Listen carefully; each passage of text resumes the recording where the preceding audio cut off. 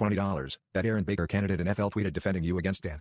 I talked to him today, so maybe we can help him out a little bit. Tony Sierra. I think that Dan should drop out of the race and endorse one of the other people that's running, because you can't win. There's no way you're going to win. You don't live in the district. You don't even live in the state. You don't have any money, unless he's going to self-fund. He said he's going to put $1 million into his campaign. I'd like to see that. And he's just already alienated himself. It's a plus 30 Trump district. It's all old people. You're not going to win on a platform of fuck Trump and fuck Israel. Like, it just doesn't make sense. So I think he should just drop out and give money to Aaron Baker or there's this Italian guy. I haven't had enough time to look at both of them. I like Aaron. I talked to him. I don't know everything about him yet. But he should just drop out and endorse one of those people. Tony Sierra sent $20. Disclaimer. The views and opinions expressed on this panel show are those of the individual speakers and do not necessarily reflect the views or positions of this channel, its affiliates, sponsors, or production team. This content is intended for informational and entertainment purposes only. Viewer discretion is advised. We encourage respectful dialogue and critical thinking around the topics discussed. Party. Why I like the new party? Number one, it's a group of people that's on a panel. We all have differences, but we all basically still come together at the end of the day. The new party for me is about unity. The new party for me is about educating people to the truth, letting people know what's been going on in our country. With that being said, shout out to the new party, man. We're going to keep it going with y'all.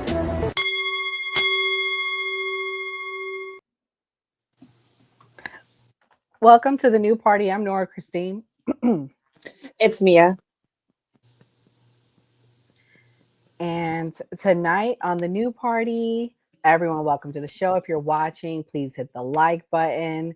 We're diving into one of the most talked about races right now in Florida politics, actually talked about around the country, and we'll get into why.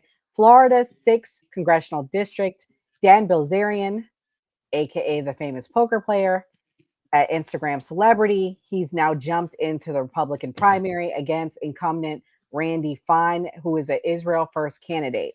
And a lot of people are wondering why.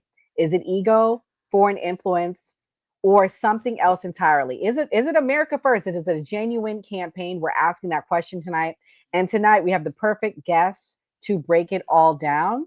He's a true America First fighter. He's run in the district before, and he's not afraid to tell the truth. And he actually, in my opinion, represents conservative Republican values. Please welcome to the show, everyone, Aaron Baker. Aaron, thank you for coming. We're so happy to have you tonight. Let everybody know why you're running and about the district and the makeup, because Nick brought up a good point. Well, first of all, Nora and Mia, it is very nice to be here. Thank you both for having me. I do appreciate it. Why was it important for me to run in the first place? Because I thought that the people of this congressional district needed a voice of someone that would pay attention to them.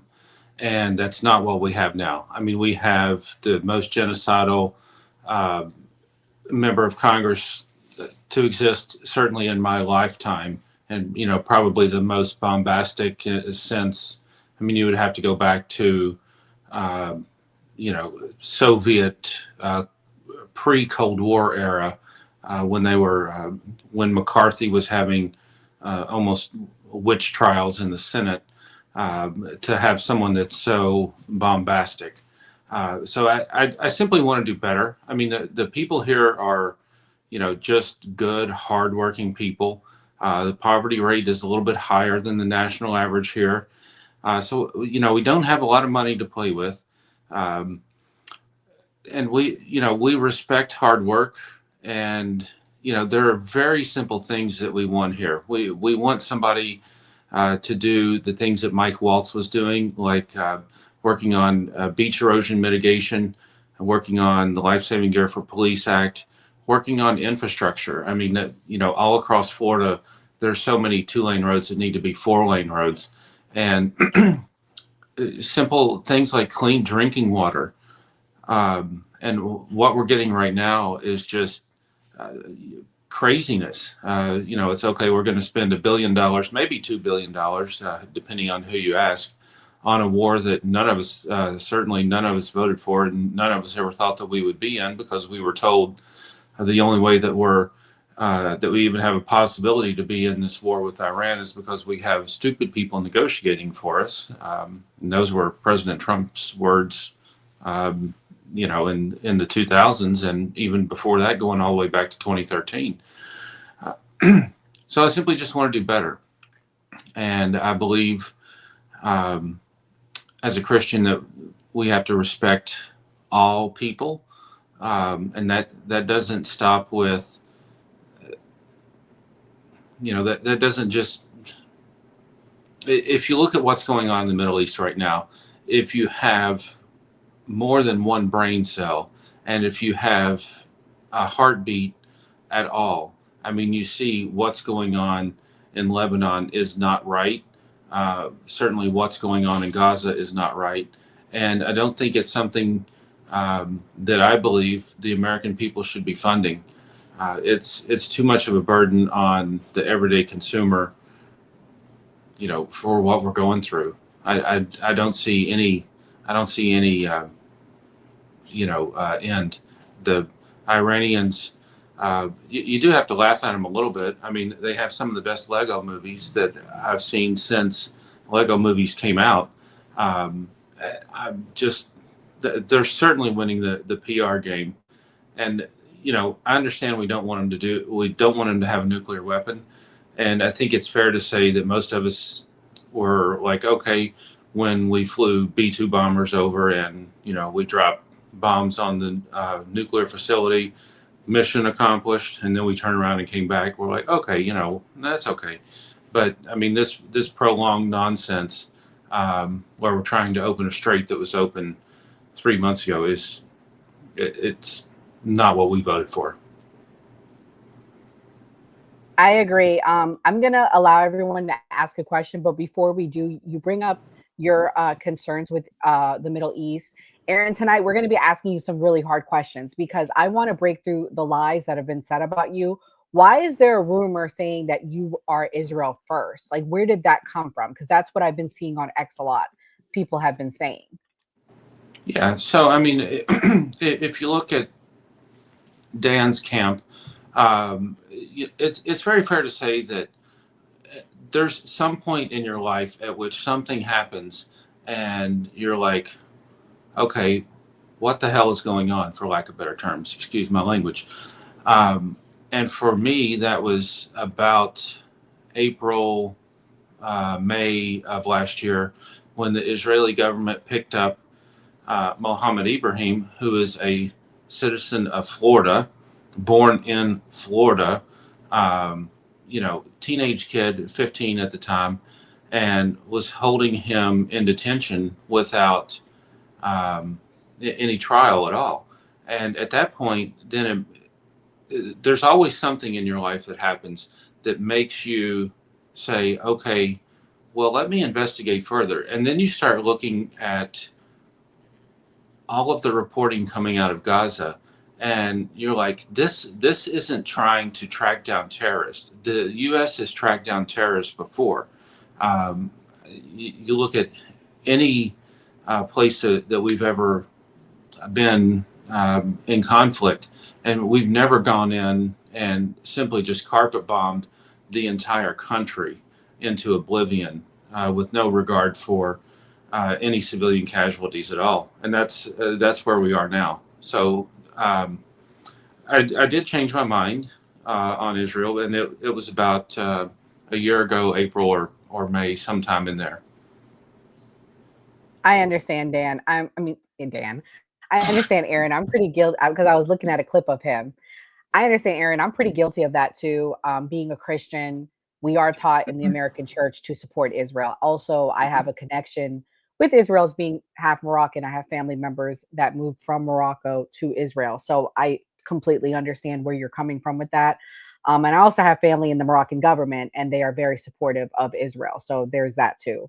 But I want to play this clip of Dan Bilzerian, and then I'm going to let Mia ask the first question. This is what he had to say about how he feels about Israel. And I just want to ask my follow-up to you before I have her take over is, how do you differ from this? The only real battle in the world today that I see worth fighting is fucking, exterminating Israel. I mean, I would sign up tomorrow and go fucking put boots on the ground and go fucking kill Israelis. That would be a great day for me. I would fucking sign up on the fucking draft waiver wherever. Give me a fucking, give me a rifle and send me the fuck over there. I truly believe that the majority of that country is evil and they're perpetuating a genocide. They've been operating apartheid. They're suppressing those Palestinians. They're attacking their neighbors. They're operating like terrorists. They're fucking arrogant, ungrateful bastards, and they need to be wiped off the fucking map. So, Dan Bilzerian, thanks. So that to me is very harsh rhetoric to hear. How do you differ as a candidate from that? And what do you think the response should be to break away from Israel? Because when you are elected, because we're going to speak it into existence, what can we do if you're a congressman to break away from that hold that we have or connections that we have to Israel? Well, it's simple. We can stop funding. I mean, but I don't think that at one point I had kind of softened my stance to where I said, okay, no offensive. But at this point, even for the last 6 months, no offensive, no defensive funding, no defensive sales of weapons. It is against the law for the United States government to sell Israel weapons because they are an undeclared nuclear power. And, it's been just this week, there were 20 representatives from the House that sent a letter to the president stating just that IAEA inspectors should be allowed to go into Israel and see what type of nuclear weapons they have, because we don't know. I mean, we might, have, a file somewhere in a file cabinet of somebody knows, but general population, we don't have a clue, what type of firepower they have behind the scenes. That's not right. That's a fair point. Mia, what's your question? So my question would be,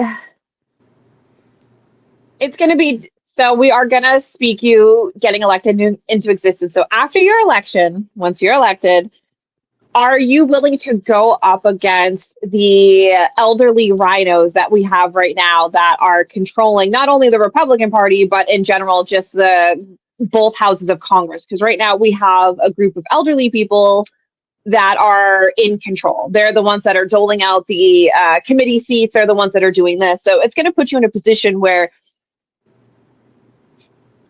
you're going to take a lot of heat from a lot of people, especially if they need your one vote, or maybe you're with a block of people where they're 10 votes short for a majority per se. So how are you going to handle that kind of stress? And do you think you're going to buckle, or are you going to dig your heels in, double down and say, no, this is what's best for the American people? Because we need strong individuals who are going to dig their heels in and buckle down and say no.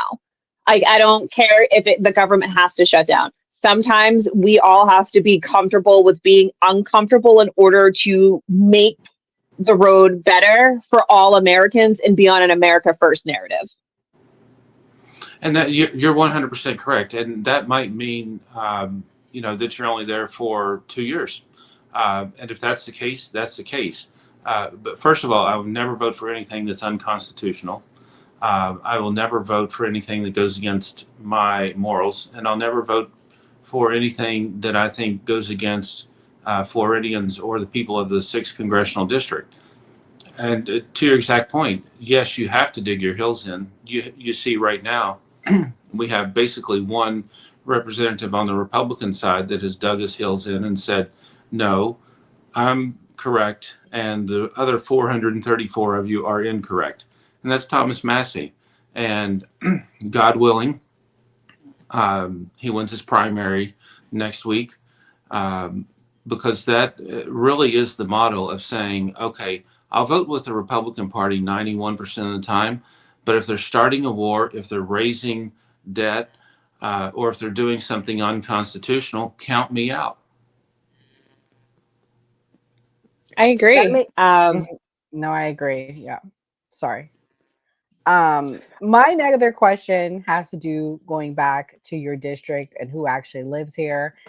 This was when your opposing candidate or your opposition announced he was running. This is what he had to say.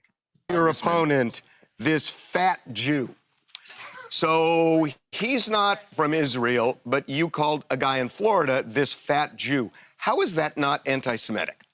Well, he's a Jewish supremacist, and he puts Israel before America, and I think that he should be tried for treason. This fat Jew is anti-Semitic. Yes. Dan. I mean that's what you say, but how about that's every single time that's what I know. I don't say it. I know he it. literally talks about how Muslims are lower than dogs. So is that Islamophobic? Yes. Yes. Yes, it is, and that wouldn't be that's not appropriate for him to say either. If he had said that, but he does all the time, and he tweets that, and he's a senator. Are you anti-Semitic? No, I'm not anti-Semitic. I think that that's kind of a made-up term. I think the Palestinians are the real Semites. Term? Yes, because if you look at what a Semite was is, Hitler anti-Semitic? What's that? Was Hitler anti-Semitic? Like I said, it's the term is focused solely on Jews, but actual Semites are the Arabs, and Palestinians are Semites as well, and they actually have more DNA lineage to that. I can only take so much of him. So my question, bringing that up, is there's a rumor that he doesn't even live in the area. How can you run and you don't live in the area? Is that true? And tell me about the area that you're running for and the makeup of it. It's 100% true. Dan lives in Las Vegas. So under the Constitution, it says that you have to live in the state in which you represent. So what Dan has said is if he wins, that he'll move to Florida. Doesn't mean he has to move to the 6th Congressional District. Right now, Randy Fine does not live in the 6th Congressional District. He lives 100 miles south in Melbourne Beach. Closest point is Daytona, which is 95 to 100 miles away. So you don't have to live in the district. That's in the Constitution, but you do have to live in the state. So Dan would have to move from Nevada to Florida in order to represent Florida's 6th Congressional District.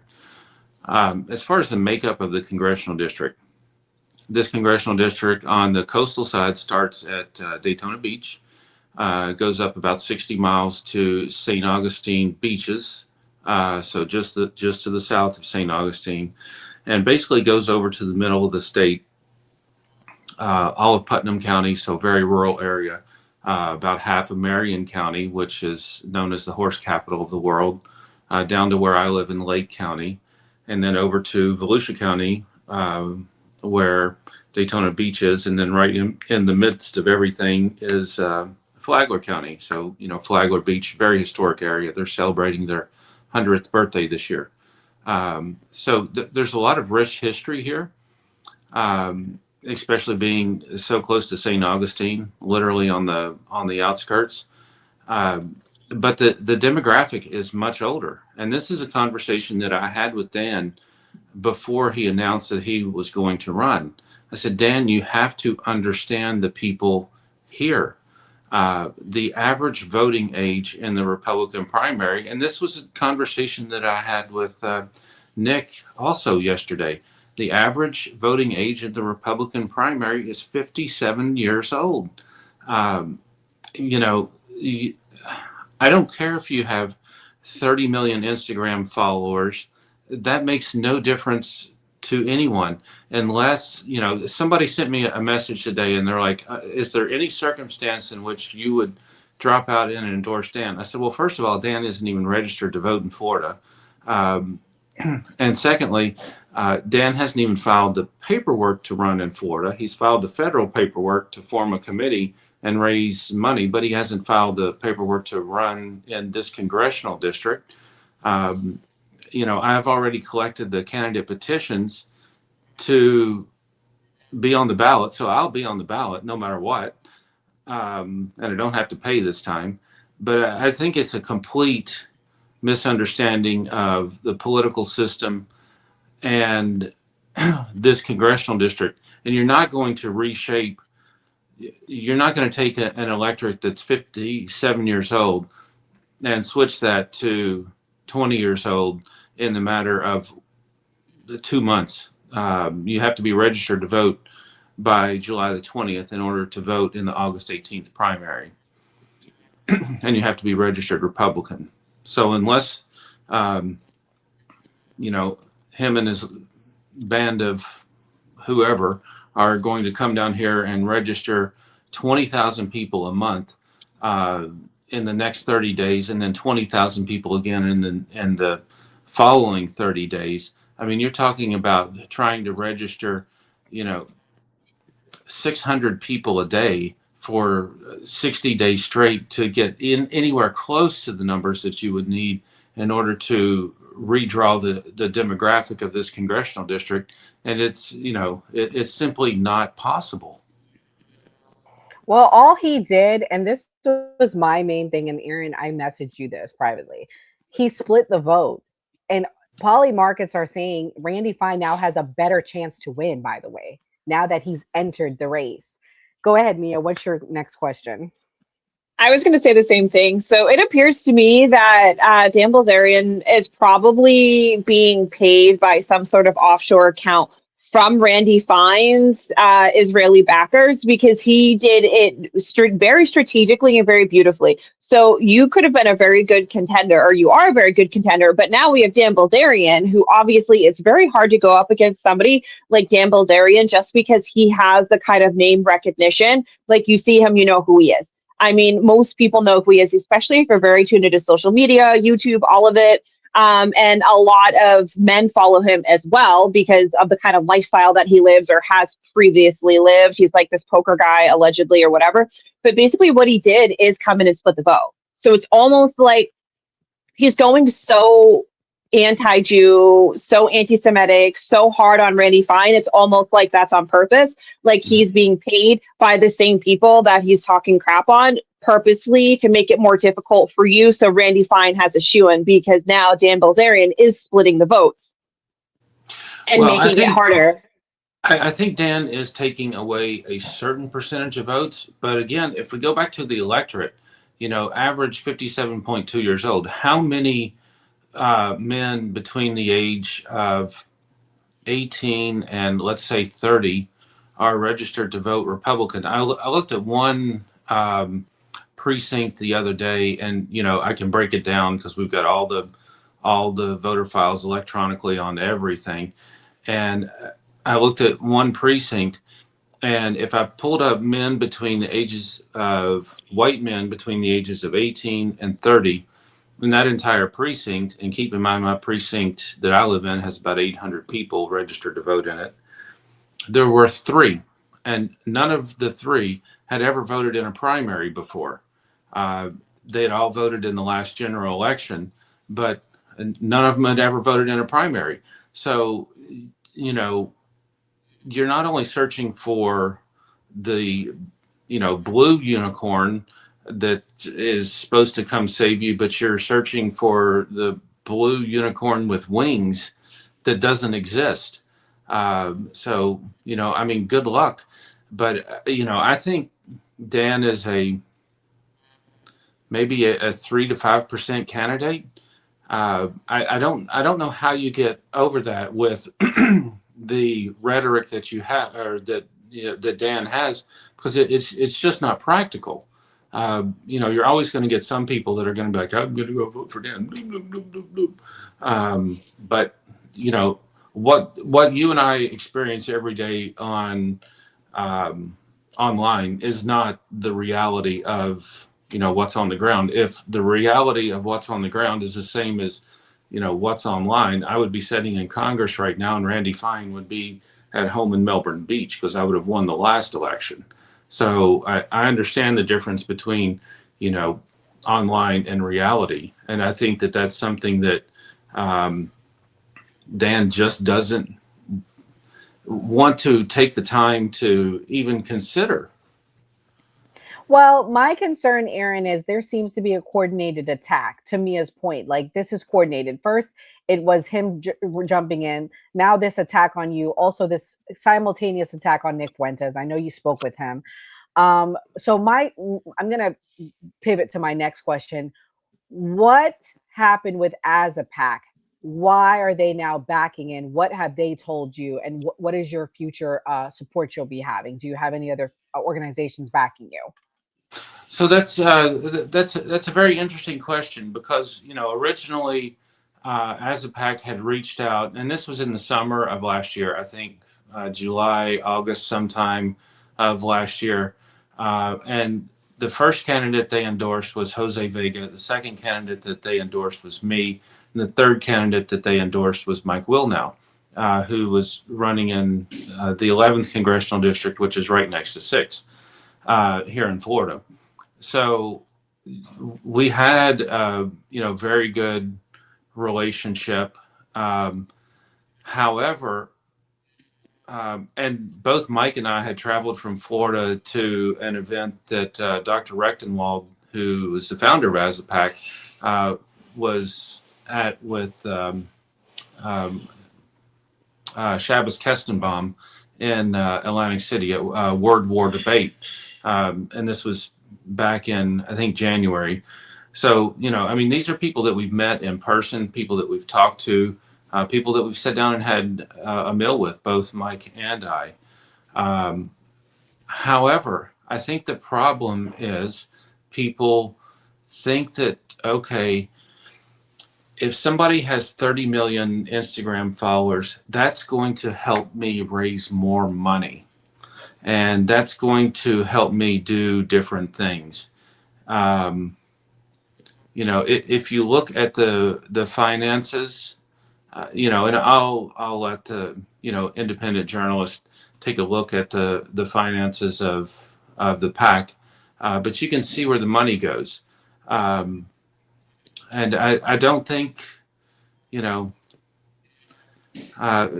the old saying, the road to hell is paved with good intentions. I think that As a Pack might have been started with the best of intentions, but I don't know that. I had conversations with him as recent as last week, and I spoke to the treasurer as recent as yesterday morning, who gave me no indication at all that they were going to drop me. And the conversations that I was having with them was specifically about Dan, because I said, how do you want me to still be a part of this PAC? How, at some point I may have to step away from this PAC because I don't agree with someone saying I'm going to pick up arms and go exterminate Israelis. That to me is no better than Randy Fine saying, may the streets of Gaza overflow with their blood. So, we're trading, far right for ultra far right. I don't agree with either one of those positions. It's pretty simple for me. I just want to stop killing people. And then beyond that, we'll figure out a lot of other things. So I don't relate. know. I'm questioning, am I still a conservative or a Republican? Because I don't support this whole, giving endless money to Israel and killing kids, but I also don't support this far right extremism of lumping all Jewish people in this horrible box and saying that they're terrible, horrible people and we should just go after them. It gives me H vibes. It gives me Nazi vibes, and I'm not with that. And this is what he has to say, and then I'm gonna let Mia ask the last question. We just have a few more questions for you. This is what he said on Alex Jones. So again, I want Israel to stop doing what it's doing. And Dan, do you think Israel's one monolith? Do you think they're all bad over there? No, I don't think they're all bad, but I do think it's a sick society. And you brought up the shootings at the food station. There was, so many examples of just horrific things. Hind Rajab, Rachel Corrie, you've got there was the Palestinian ambulance workers that had their lights on. They're in uniform. They're going to help somebody, and they got gunned down by Israelis. Israel denied it, and then they found the footage in the shallow grave that they had buried these people. That showed exactly, what they said was a complete lie. They had just gunned down Palestinian ambulance workers. They've done so many atrocious acts. And you look at their society, and a lot of their society supports this. more than 50% support this genocide that's going on in Gaza. More than 50% believe that they're operating and living in apartheid and support it. So it's a society of supremacy, and that supremacist mindset comes from the Jewish religion in general, because Judaism believes that they are chosen by God and that they are better than other people. And if you look into the Talmud of what it says, it's okay to lie, cheat, and steal from non-Gentile or from Gentiles. You know, Jews have different sets of laws than Gentiles. So they really look at themselves as being better than Gentiles and separate from Gentiles. And I think that is the source of the problem. It's not Israel, it's the religion, which is why, I'm not just anti-Zionism. I am against Jewish supremacy, because these problems have been occurring before Israel. Okay, Mia, what's your question? Yeah, obviously Dan he feels very strongly about Jewish people and Israeli residents. He clearly feels very strongly about that. I guess my biggest thing is we need a true America First candidate. Somebody who looks at the potholes and said those need to be filled. Why do we have other countries that get free healthcare, free college, but we're driving over potholes? Our bridges are closed. Our kids can't read. Right now, we have 14 million children in the United States. Obviously, that encompasses part of Florida as well that are food insecure, which is a fancy way of saying these children do not know when their next meal is going to come from. And we just keep perpetuating in this cycle of war, while our kids are malnourished, while they're ill-educated, while the United States, the only reason we had any GDP growth was through tech. If you subtract the tech, we're actually a net negative because we're not producing anything. It's just tech investment at this point in time. So, it's a tall order for you to be America First and to get into Congress and to kind of dig your heels in. So what is your plan for that to kind of perpetuate this America First narrative? Like, we're not giving money to people. We're going to feed our kids. And we're going to try like hell to actually fix this country before we start going and warring in other countries. I think that we need to start electing people that still understand what's going on a daily basis. Yesterday was the last day that we could turn in candidate petitions, and I had one lady that had collected petitions down, actually in Melbourne, where Congressman Fine is from. And that's a pretty long drive. It's about 100 miles down there. So on the way back, I stopped to get gas. And, I'm very fortunate that I can fill up my gas tank. And it was $124. Keep in mind, I drive a Suburban. It has a huge gas tank, but still $124. But that's not the bad part. The bad part is the person in front of me. When, I always look at how much gas the person before me got, and they got $3 worth of gas. That's not even a gallon of gas. That means that they can drive 6 or 7 miles to work. They probably can't afford to eat lunch, and then they can drive 6 or 7 miles back and then pray that they have the money to get back to the gas station and do it again tomorrow. The idea that now, there's a bill in Congress that we're going to pay for IDF soldiers' health care and benefits. On what planet is this okay? To your point, we have food insecure people in every neighborhood now, and it's gotten so much worse with the price of gas going up by, roughly 55% or so. Parents can't afford to feed their kids. Parents can't afford to feed themselves. They can't afford to, they can barely afford to get to work. And that's it. We have to stop the madness. We have to stop funding these foreign wars. We have to stop, helping everyone else on the planet and help ourselves. And dear Lord, at some point, we have to start paying down our debt. Once our debt exceeds 25%, once the service on the debt exceeds 25% of our total budget, there's very little practical way that we can turn back. We have to get to a point of Rand Paul, common sense, of being able to cut 6 cents off the budget to be able to say, okay, maybe the Department of War, Department of Defense, whatever you want to call it, I really don't care, doesn't need $1 trillion. We're spending more on the Department of War than we are on Social Security. And what we've done over the years is we've stolen the retirement from our seniors because they're not getting a cost of living increase. I mean, are you kidding me? When you have inflation at 6 or 7%, and then you give them a 2.8% cost of living increase, you're stealing more and more money from seniors. I have so many seniors right here in this congressional district that live in mobile home parks, manufactured home communities where the ground rent keeps going up and up and up. And some of them, it's gone from $900 4 years ago to $1,700 or $1,800 a month now. And if I take a single widow that's on Social Security and she's getting $2,304 a month, and now all of a sudden she's paying $1,800 a month just to be able to keep a roof over her head for ground rent. This one specific lady told me, she said, Aaron, my dog is 16 years old, and I have to decide if I'm going to feed my dog or if I'm going to eat because I don't have the money to do both. And that's not the America that I grew up in, and that's not the America that I want for our senior citizens. It is not the America that I want for the next generation. So something has to change. I agree. Nia, do you have any more questions?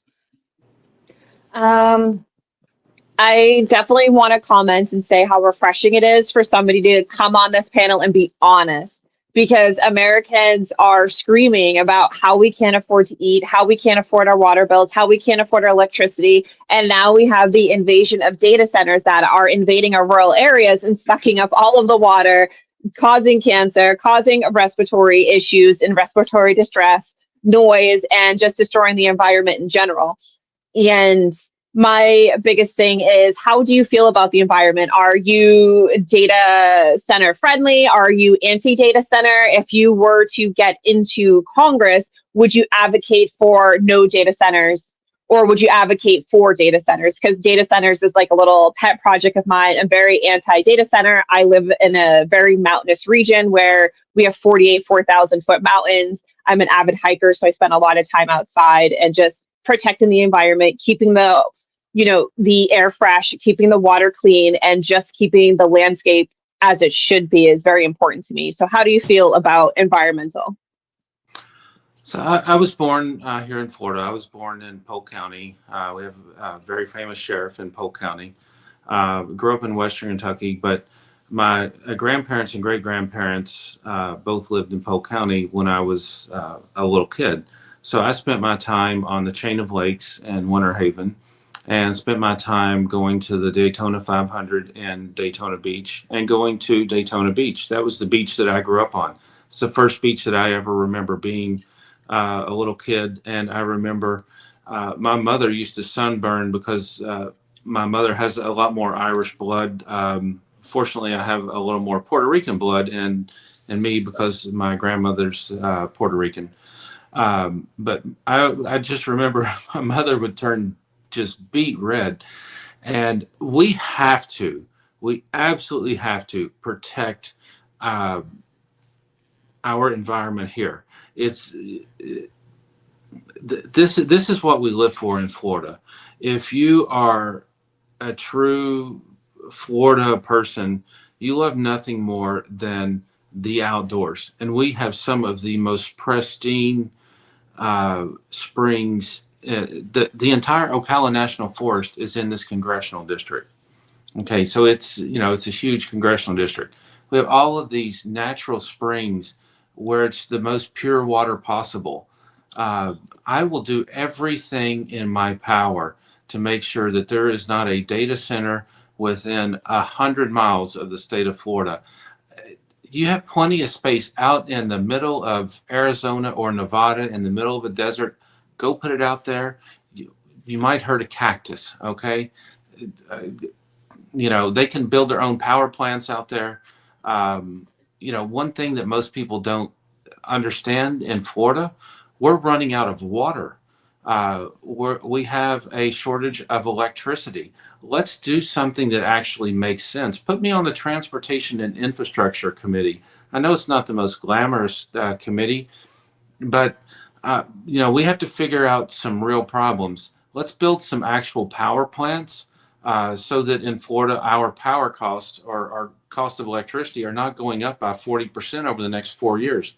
Although it's already going to go up by 40% because that's already, that's already baked in the cake. But beyond that, there are things that we can do about it, but we have to get off of our ass and start helping the American people before the rest of the world. One of the things that, Spirit Airlines just went out of business, a Florida-based airline that I flew a lot. And I was very proud of it. I could take my backpack and I could go just about anywhere, and it would be, usually $100 round trip. So, flew all over the place. But if you look at why Spirit Airlines went out of business, it was because of the cost of fuel. And you look at the next airlines that are right behind that. You've got JetBlue, Allegiant, Breeze, American Airlines, and it's all because of the cost of fuel. So how do we make the cost of fuel less expensive when we can't control the world's supply of oil at any given moment because somebody might decide they want to close the Strait of Hormuz when it was open, but that's a different story. We need to build more gasoline and diesel refineries in the U.S. that are much more modern. The last diesel refinery was built in 1976 before I was born. I mean, that was 50 years ago. What are we doing to our own infrastructure? We're letting it fall apart. We're not helping our people. We're not helping our businesses. It sounds, everybody's like, oh, well, what, Spirit fell. It's the government put them out of business. The government wouldn't let them merge 3 years ago with JetBlue. And now because of the war, a 60% spike in fuel prices. This is the government doing the exact opposite of what they need to be doing. They need to be staying out of our lives and helping protect our rights. That is the only responsibility that the government has, is to protect our rights. And they're doing everything but that right now. So I will do everything in my power to protect every square inch of this great state, because we only have one shot at it. And God is not going to make any more land for us. So unless we're going to figure out how to go to Mars or the moon and live there, the land that we have here is all that we have. I agree. Well, Aaron, we appreciate you for coming. I'm going to allow you to give your closing thoughts. Thank you again for coming. Let everybody know how they can support you in the next steps in your campaign. Sure. So my website is very easy. It's flaaron.com. You can, if you can spread the word, if you can, share anything on social media, if you can donate $5, we have roughly about 98 days until the primary.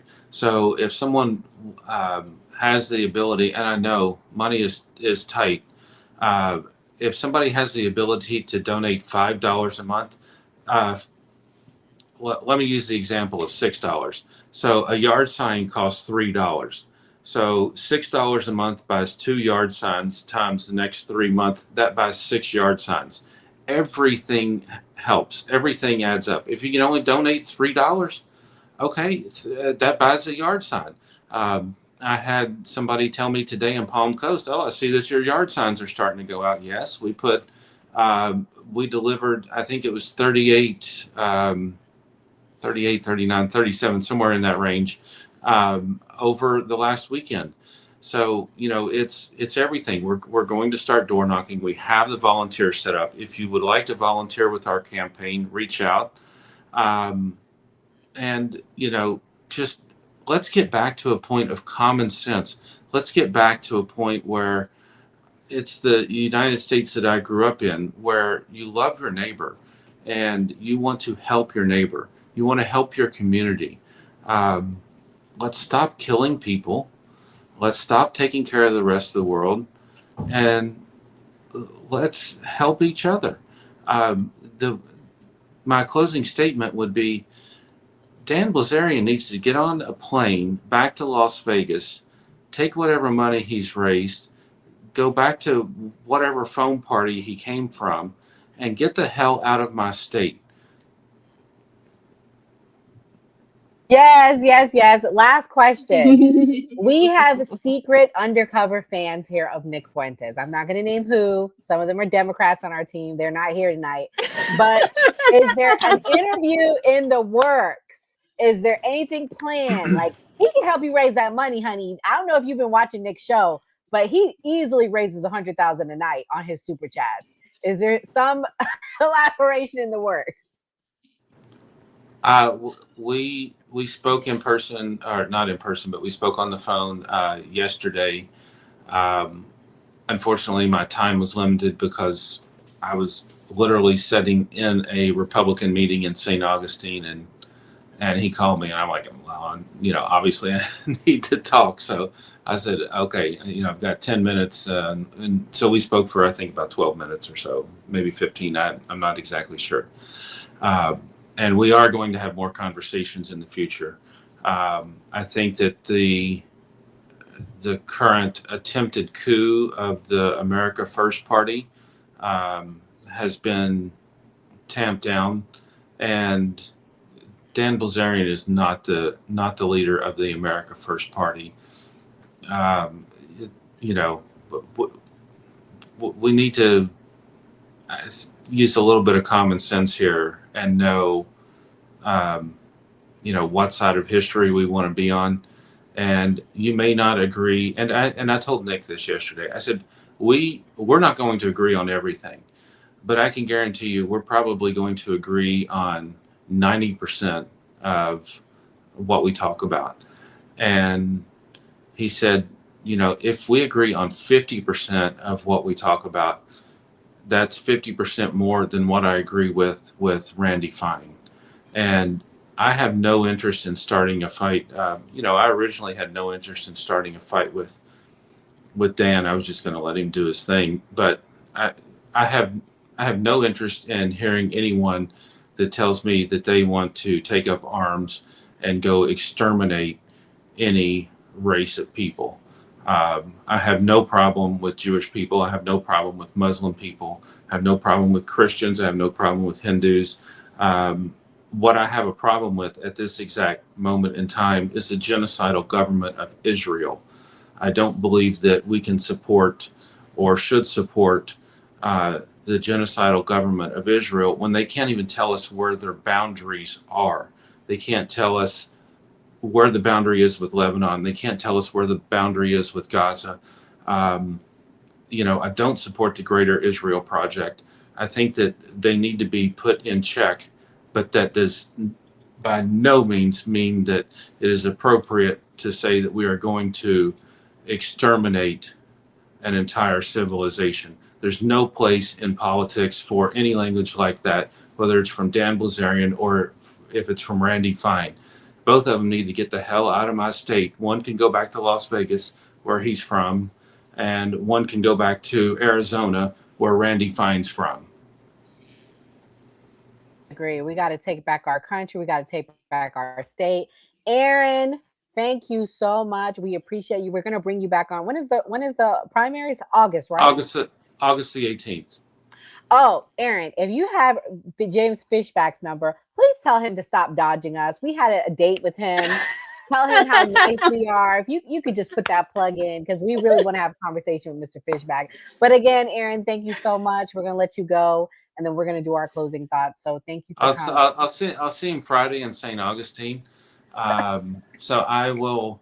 I have your number. I will make sure Please. that I will make sure that he wrote me back, and he wants to come on, but then he gave us to some assistant, and the assistant, I don't know. I'm not going to say it's all James. I get it. I get it. I appreciate you, Aaron, no, and no, we will no, no problem. You. And James did endorse me, so yeah, we have a very good working relationship together. Yeah. Just final thought, God bless you, Nora. God bless you, Mia. Thank you. I really appreciate being on Thank here. you. And, anytime I can do anything for you, please, It do was not hesitate to ask me for anything. Same it was here, so Aaron. good to see you a second time. Yes. Yes, Thank you. Aaron. I need to come to your events because I'm not far from you. I'm in Central Florida. I don't want to say where there's a lot of crazies on here. But yes, I'm not far from you. I need to come meet you in person. I'm going to make a concerted effort this summer and we'll bring you back on closer to it. We appreciate you for coming. Thank you. God bless Thank you. you. God bless. God bless you. Oh, wow. This This is was America, fun. Mia. We need to start a new segment. 2 girls, 1 podcast. Well, girl, we about to be doing it pretty soon because I don't feel like chasing nobody down to add nobody to the night. Because this is how it is. This might be how it is. That's what we're going to call it. 2 girls, 1 podcast. 2 girls, 1 podcast. This was great, guys. Guys, we are seeing real life suppression here. YouTube, I don't know what's going on with YouTube, honey. YouTube, y'all trying us, but the X is booming tonight. So if you guys are watching us for the first time, make sure you guys head on over to YouTube, hit that notification bell so you know when we go live.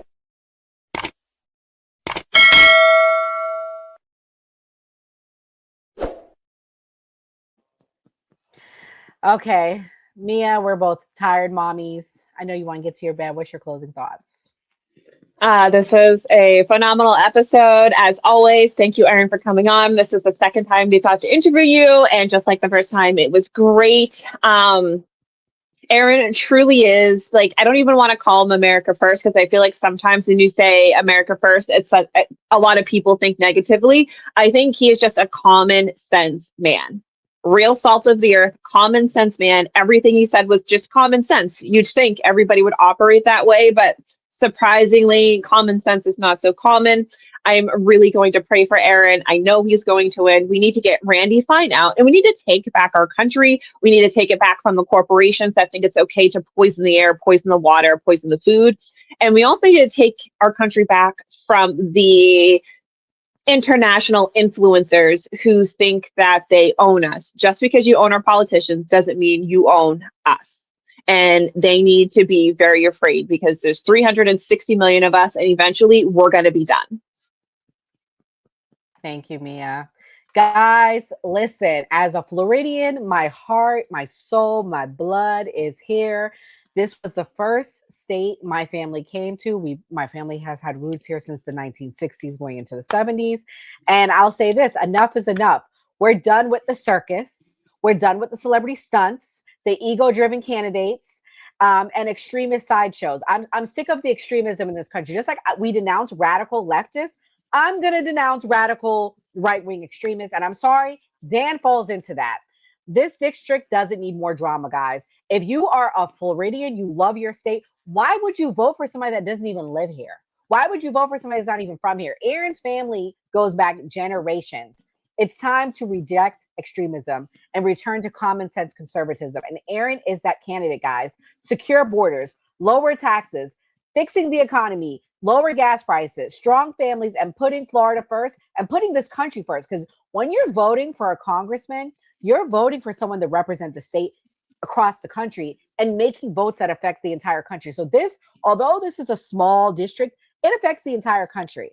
All right. And that's why I'm proudly standing with Aaron Baker, a battle-tested America First warrior who actually lives here in Florida, not a transplant from Vegas. While he comes here, wipes his paws, because I'm so sick of these people coming from around the country, New York, Vegas, California, coming here, partying, wiping their paws on our state. This is our state. He's not a celebrity tourist like Dan Bilzerian. He's a real Floridian who understands our communities, our struggles, and our values. And if you're tired of the nonsense, I need you to go support Aaron Baker. Give $5. Even if you don't live here in Florida, you can make a donation. It's time to take action, guys. If you're here in Florida, get registered, get informed. And if you live in Florida 6, vote for Aaron Baker in the August primary. Real leadership starts with us, guys. It's time to take our state back, our district back, our country back. And if you are a part of that, please make sure you subscribe to the new party as we continue to bring these only stories you hear first. God bless, good night, and stay safe. Hello, history buffs. Ready for a journey back? Look at this encampment. The spirit of 76 is alive. Freedom of our future. A true patriot savors these moments, but the fight for liberty calls. To the encampment for freedom of our future. For liberty. This is what American patriotism is all about. Look at these flags. They represent our fight for liberty.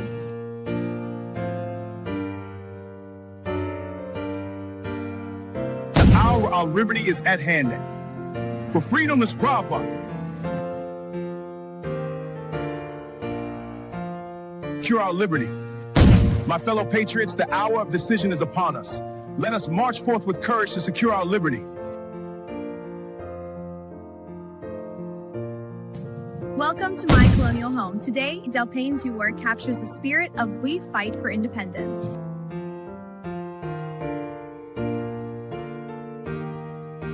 And our freedom. Greetings from the encampment. The spirit of liberty is strong.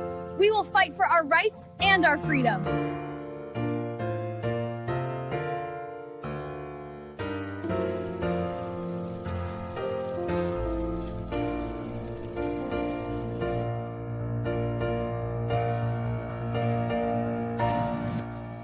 Hour is late. We must enact. To the encampment for liberty.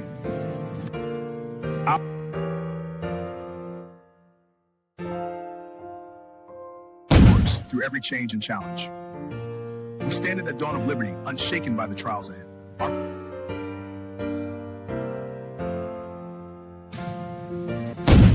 Soldiers, the enemy is near. Front line, fire me!